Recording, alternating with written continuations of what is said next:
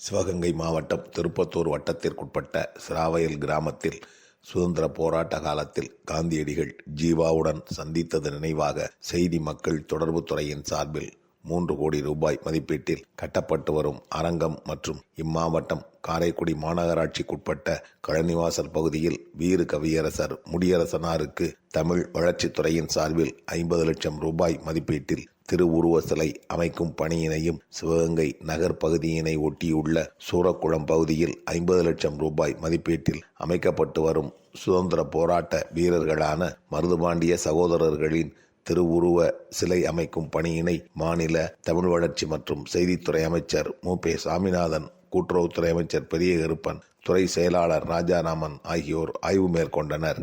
மாவட்டத்தில் சுற்றுலாத்துறை மற்றும் திருப்பத்தூர் வட்டத்திற்குட்பட்ட வைரவன்பட்டி கிராம பொதுமக்கள் இணைந்து தமிழர்களின் புகழை பறைசாற்றுகின்ற வகையிலும் பாரம்பரியத்தை நிலைநாட்டுகின்ற வகையிலும் நாட்டுப்புற கலை நிகழ்ச்சிகளுடன் இங்கு America, Australia, Israel, London, Belgium, France உள்ளிட்ட பல்வேறு நாடுகளைச் சார்ந்த 35 வெளிநாட்டு சுற்றுலா பயணிகளுடன் சமத்துவ பொங்கல் விழா கொண்டாடப்பட்டது. மேலும் பொங்கல் விழாவினை முன்னிட்டு விளையாட்டுப் போட்டிகள் மற்றும் கலை நிகழ்ச்சிகளும் சிறப்பாக கொண்டாடப்பட்டது. மாவட்டத்தில் போதைப் பொருட்கள் புழக்கத்தினை கண்காணித்து முற்றிலுமாக ஒழித்திட மேற்கொள்ளப்பட வேண்டிய தீவிர நடவடிக்கைகள் குறித்தும், போதைப் பொருள் பயன்பாடு மற்றும் உட்கொள்வதனால் ஏற்படும் தீமைகள் தொடர்பான விழிப்புணர்வு பதாதைகள் வைப்பது குறித்தும், போதைப் பொருள் நடமாட்டம் தொடர்பாக பொதுமக்கள் புகார்களை பதிவு செய்வதற்கு அரசால் உருவாக்கப்பட்டுள்ள ட்ரக் ஃப்ரீ டிஎன் ஆப் செயலி குறித்தும், கல்லூரி முதல்வர்கள், பள்ளி ஆசிரியர்கள், காவல்துறை, உணவு பாதுகாப்புத்துறை போன்ற துறைகளின் வாயிலாக இளைய தலைமுறையினர் போதைப் பொருள் பழக்கத்திலிருந்து பாதுகாத்திட தடை செய்யப்பட்ட பொருட்கள் குறித்து தகவல்களை தெரிவித்திட நடவடிக்கைகளை மேற்கொள்ளப்பட்டது.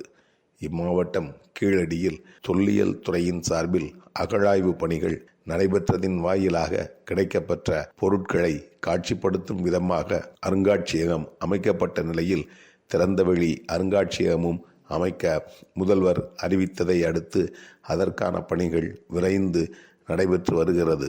இம்மாத இறுதியில் திறக்கப்படலாம் என எதிர்பார்க்கப்படுகிறது.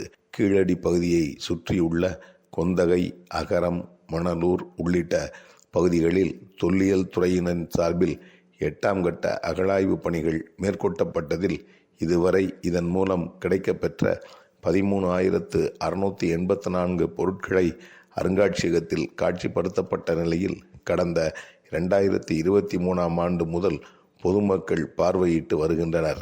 இதனை அடுத்து அகழாய்வு தளங்களை திறந்தவெளி அருங்காட்சியகமாக மாற்ற 17 கோடியே 80 லட்சம் ரூபாய் நிதியினை அரசு ஒதுக்கீடு செய்யப்பட்டு பணிகள் நடைபெற துவங்கின.